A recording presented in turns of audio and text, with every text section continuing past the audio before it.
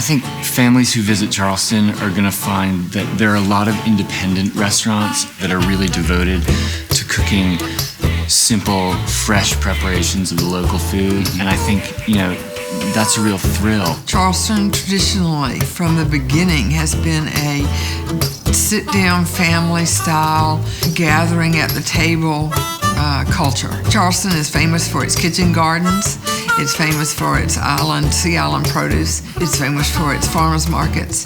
All of that came into the family table, even way back in the DuBose Haywood days when the shrimp man and the vegetable man walked the street crying, vegetables for sale, shrimpy, and you bought it literally off the cart.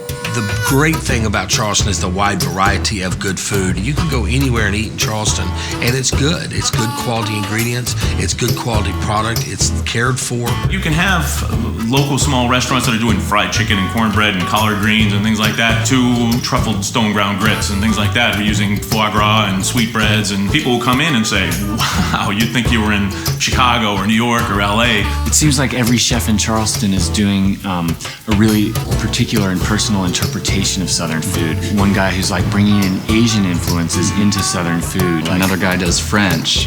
Doing Mediterranean, like Italian preparations with local Southern produce. We have guys here doing crazy stuff with Southern food. Interesting dishes like, smoked beef tongue po' boys and stuff. The enjoyment of everything from a fried catfish over red rice to the caviar with Southern service that I serve at Peninsula Grill with fried green tomatoes and clabber cream. So there is a wide variety of great dining in Charleston, and that's what makes it a dining destination.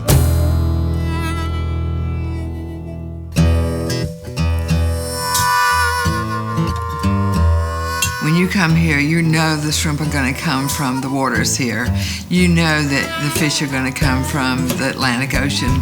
You know that the tomatoes are going to come from Wampanoag Island. And I think that's what people are going to be excited about. The one thing great about this city is all the availability. When you think of local triggerfish or local mahi that's probably 10 miles offshore, or just the shrimp that are literally a mile offshore, you can go and get the shrimp. The shrimpers are down and you can go and buy them. You can go to Shem Creek, find these, and they're pulling them off the boats, and it's like, can I buy a pound, take them back and bring them to your rental property and grill them on the barbecue outside? The history of seafood and cooking is huge here in Charleston, and it's we're lucky.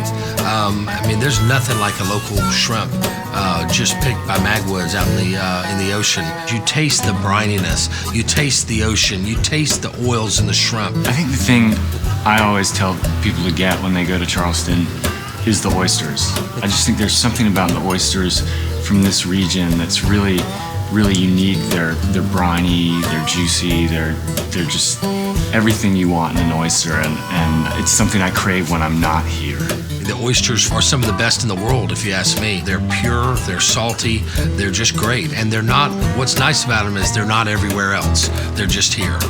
We grew up near the Battery, and we could go down the wharf with a chicken neck and a string, tie the string around the chicken neck, drop it off the dock. One brother drops the line, the other brother holds the net, and you can catch blue crabs right in the harbor, basically. And as a child, we maybe take it for granted, and then as soon as you step outside of this culture, you realize, whoa, that was special. We had it really good.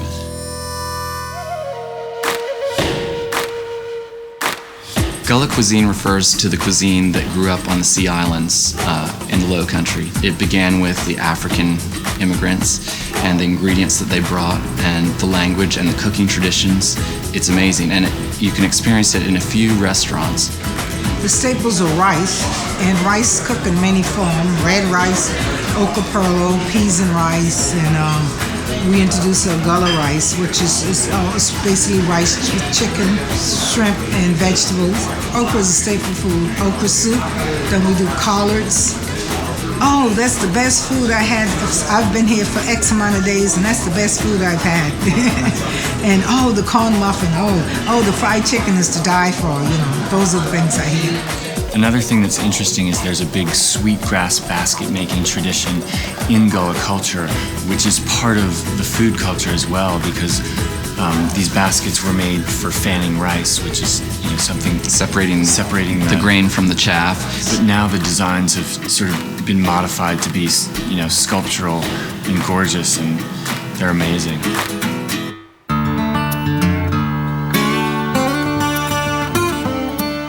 And then one thing about the charm of this city is we'll do just about anything to please people. You come in and you're interested, it's like, can I change this? Could I do that? If I can do that a little bit differently, or I'm not really excited about that, could I change that? We'll do whatever it is. I think that cooking is certainly from the heart and soul. I think that Charleston is rich in history and rich in the culinary arts. So I think that the passion of cooking is a huge part of the success of the culinary arts in Charleston. It's all love. You got to put all the love in your food. When you cook it, you got to put that love in there, and you to pay attention to it while you're cooking it. There's an ingredient of sophistication, certainly in the fine dining restaurants, but throughout day-to-day life in Charleston that you probably don't find in a big city. I know that people appreciate that when they come to Charleston, and they find a sort of quiet here, and that natural graciousness, and that slight expectation of courtliness, of elegance. A lot of our customers eat all over the world on any given day, and they're blown away. They're blown away not only with what we're doing here, they're blown away with the cuisine of Charleston.